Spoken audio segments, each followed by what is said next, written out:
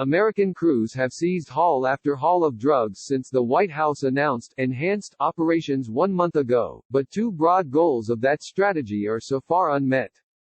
First, Venezuelan strongman Nicolas Maduro remains in power even after the new counter-narcotics gambit and other attempts by Washington to pressure what many nations consider his illegitimate regime.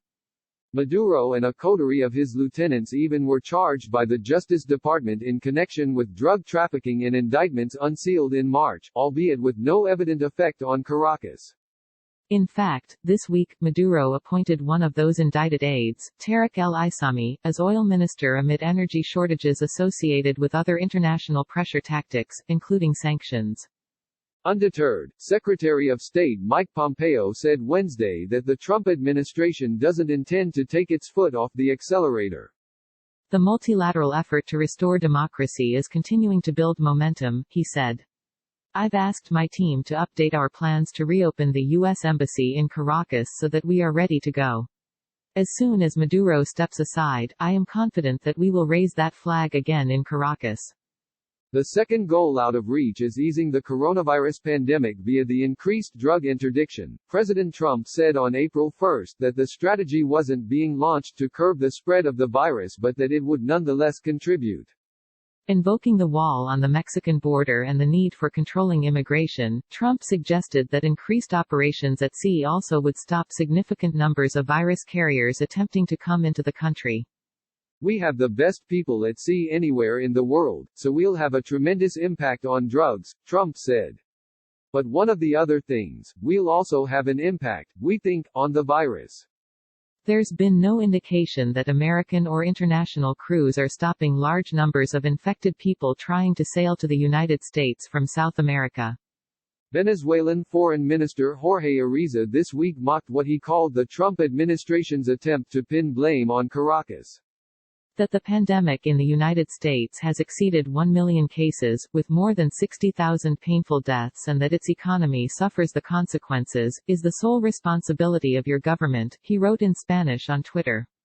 Stop using Venezuela to hide your guilt and failure. Boom times in the seizure game. Southern Command, the military headquarters that oversees the international effort to staunch shipments of contraband into the United States, has announced a number of interdictions and seizures. Coast Guard cutters, Navy warships, American patrol aircraft and other nations' authorities work together. As for our enhanced counter-narcotics operations, the deployed capabilities are focused on monitoring for and detecting suspected illicit trafficking activities over international waters and airspace where the preponderance of detected activities involve narcotics trafficking, mostly cocaine smuggled out of South America, said Southern Command spokesman José Ruiz. Before and since April 1, U.S. and allied crews have brought in several seizures, including ones valued at around $324 million worth of drugs, then $29 million, then $60 million, then $21 million and so on. More is expected. Not everything about the effort has gone exactly to plan. 2 of the Navy ships allocated for it spent part of that time out of action, but the operations likely will go on. Defense Secretary Mark Esper said when announcing the deployments that he wouldn't reveal how long the surge in operations would run. Vessels of opportunity. Admiral Craig Fowler, Southern Command's boss, announced earlier this year that he was planning a stepped-up commitment of ships and aircraft after the command had endured what he called steady cuts over time to personnel and operations. The White House highlighted that effort. Drug smugglers ferry cocaine via sea routes in the eastern Pacific and the Caribbean, as well as in shipments via air and over land. Joint Interagency Task Force South, part of Southern Command, knits together intelligence from U.S. and international sources about those shipments and tries to stop them.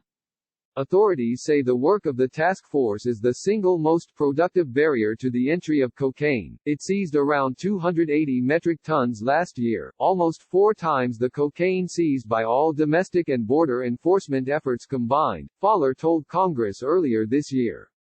Military officials say this imposes costs on cartels and smugglers. In the case of Venezuela, it saps cash from Maduro and his cronies, officials say. But they also acknowledge how much contraband they miss. U.S. officials say they're confident they detect most of the vessels or aircraft making smuggling runs toward the United States, but they seldom have enough units to intervene. Authorities can intercept only about 9%, they believe. That's why Fowler and the military were eager to deploy more ships south this spring. This drives a sense of urgency with which we must fight together on this national security threat, he told reporters on a conference call.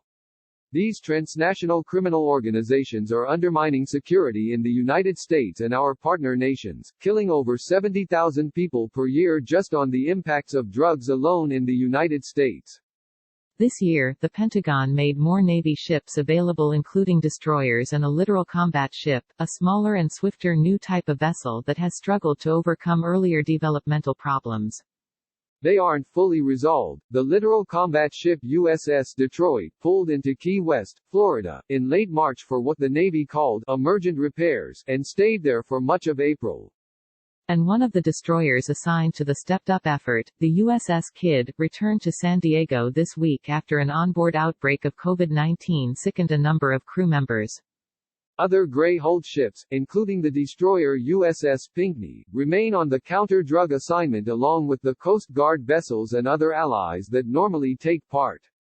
This week, the Coast Guard announced that one of its cutters, the USCG James, joined with a Navy coastal patrol vessel, the USS Tornado, to stop and board a Venezuelan fishing vessel. War on drugs, criticism endures. Venezuela's government isn't the only critic of these efforts. American reform groups long have argued that war on drugs is a waste of effort, and more recently that Trump has compounded that mistake by trying to pair it with foreign policy targeting Maduro.